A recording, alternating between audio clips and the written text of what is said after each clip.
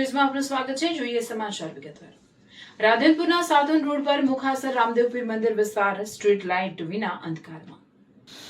છેલ્લા ઘણા સમયથી 20 થી 25 પરિવારોને ભારે હાલાકીનો સામનો। અનેક રજૂઆતો છતાં યુજીવીસીએલ દ્વારા કોઈ અસરકારક કાર્યવાહી નહીં।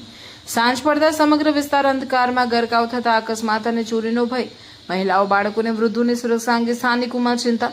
તાત્કાલિક સ્ટ્રીટ લાઇટની સુવિધા ઉપલબ્ધ કરાવવાની ઉગ્ર માંગ। પ્રશ્નોનો ઉકેલ નહીં આવે તો ઉચ્ચ કક્ષાએ રજૂઆત સાથે આંદોલનની ચીમકી।